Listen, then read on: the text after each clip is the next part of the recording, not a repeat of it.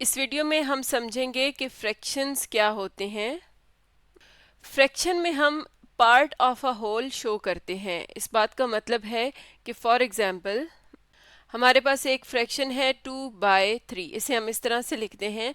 तो इसका मतलब है कि जो 3 है वो होल क्वांटिटी है और उसके अंदर हम उसके 2 पार्ट्स की बात कर रहे हैं, तो ये उसकी फ्रैक्शन आ जाएगी 2/3।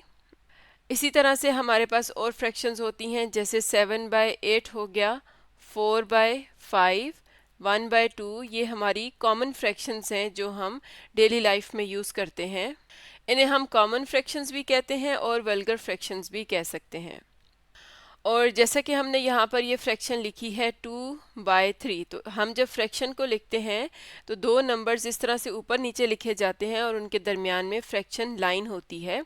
और ये जो ऊपर वाला नंबर है जो यहाँ पर 2 है, इस नंबर को न्यूमरेटर कहा जाता है और जो नंबर फ्रैक्शन लाइन से नीचे होता है इसे डिनोमिनेटर कहते हैं। तो इसका मतलब है कि एक फ्रैक्शन में दो नंबर्स होते हैं, न्यूमरेटर और डिनोमिनेटर।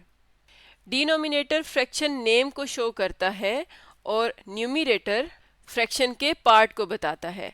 अब ये किस तरह से होता है, जैसे हमारे पास ये फ्रैक्शन लिखी हुई है 2/3, इसे हम पढ़ते हैं 2/3। तो थर्ड्स इस फ्रैक्शन का नाम है। यहाँ से हमें पता चलता है, जैसे कि हमने ऊपर बात की, कि जो नीचे नंबर है डिनोमिनेटर ये होल क्वांटिटी को शो कर रहा है। तो यही इस फ्रैक्शन का नाम होता है कि इसमें 3 पार्ट्स हैं, 3 इक्वल पार्ट्स हैं। ये जो होल क्वांटिटी है वो उसके 3 पार्ट्स हमने किए हुए हैं और उसमें से हम 2 पार्ट्स की फ्रैक्शन को ले रहे हैं या 2 पार्ट्स की फ्रैक्शन को कंसीडर कर रहे हैं। तो इसका मतलब है कि जो डिनोमिनेटर है वो फ्रैक्शन का नेम बताता है और जो न्यूमरेटर है वो उसका पार्ट बताता है। इसी तरह से ये हमारे सामने एक स्ट्रिप है। अगर हम इसमें देखें तो इसमें 3 इक्वल पार्ट्स हैं और हर पार्ट पे लिखा हुआ है 1/3, यानी ये जो एक पार्ट है इसको हम कहेंगे 1/3, या इसको हम इस तरह से लिख लेते हैं 1/3। तो इसमें न्यूमरेटर 1 है, डिनोमिनेटर 3 है। इसी तरह से जो सेकंड पार्ट है ये भी 1/3 है या 1/3 है, थर्ड पार्ट भी 1/3 है।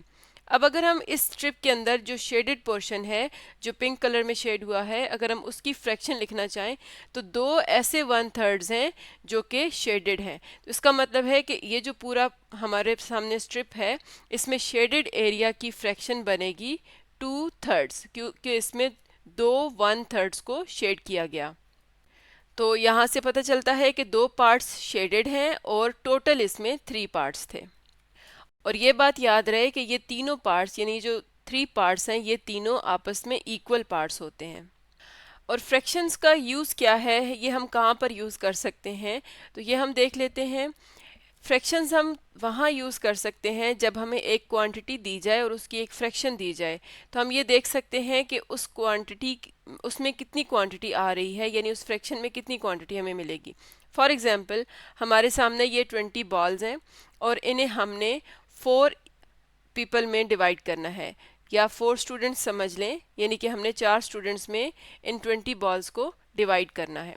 तो टोटल हमारे पास ये 20 बॉल्स हैं और हमने इनका 1/4 पार्ट निकालना है, यानी कि हम ये देखना चाहते हैं कि इनकी जो 1/4 फ्रैक्शन है उसमें कितनी बॉल्स आएंगी। तो इसे हम किस तरह से सॉल्व करेंगे, 4 और 20 को हम सेम टेबल से कट कर रहे हैं तो ये आ जाएगा 4 5 20। तो इसका मतलब है कि जो 20 बॉल्स हैं उनकी 1/4 फ्रैक्शन में 5 बॉल्स आती हैं, तो हर पर्सन को 5 बॉल्स मिलेंगी।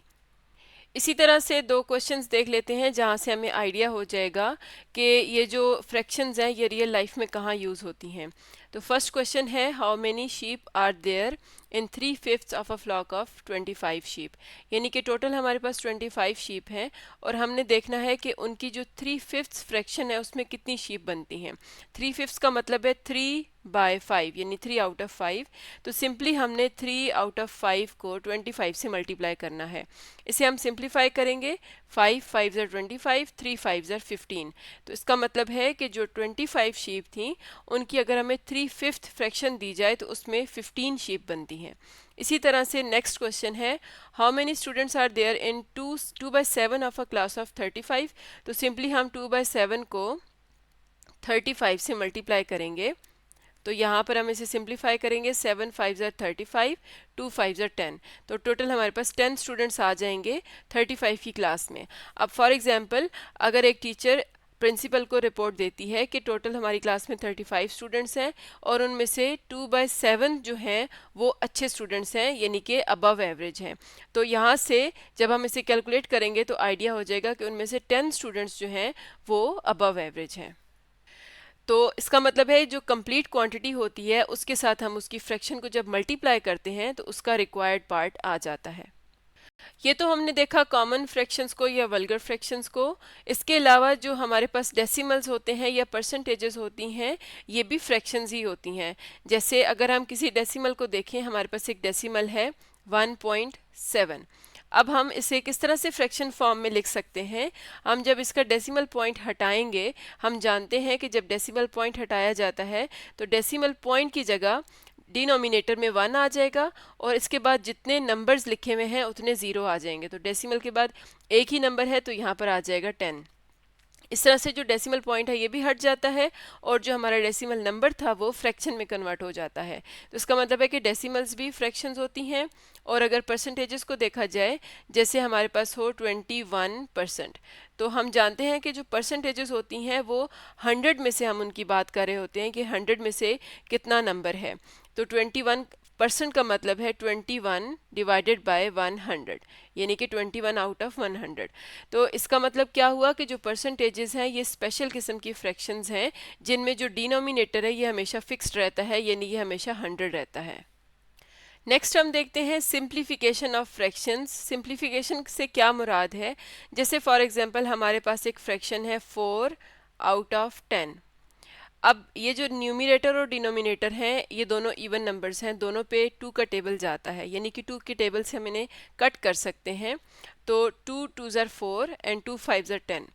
तो ये जो हमारे पास दोनों फ्रैक्शंस हैं इसको हमने सिंप्लीफाई किया तो हमारे पास ये फ्रैक्शन आई। सिंप्लीफाई का मतलब है कि हम न्यूमिनेटर और डिनोमिनेटर दोनों को सेम नंबर से डिवाइड करें। इसी तरह से अगर हमारे पास है 3/6 तो इसे लिखा जा सकता है 1/2।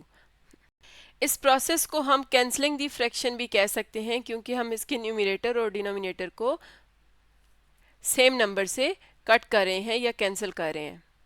इसके अलावा यहाँ पर एक और चीज़ हम देखते हैं कि ये जो दोनों फ्रैक्शंस हमने लिखी ये एक ही चीज़ को शो कर रही हैं, एक ही क्वांटिटी को शो कर रही हैं, यानी 3/6 हो या 1/2 हो ये एक ही बात है, लेकिन ये एक दूसरे की सिंप्लीफाइड फॉर्म है।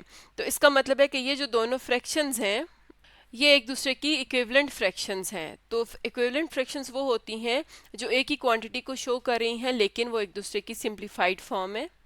इसकी एग्जांपल हम यहाँ से समझते हैं। हमारे सामने ये जो बॉक्स है इसके अंदर टोटल 6 इक्वल पार्ट्स हैं, यानी कि जो उसका डिनोमिनेटर है वो 6 होगा और इसमें शेडेड पार्ट्स हमें 3 नज़र आ रहे हैं, तो हम यहाँ पर लिखेंगे 3।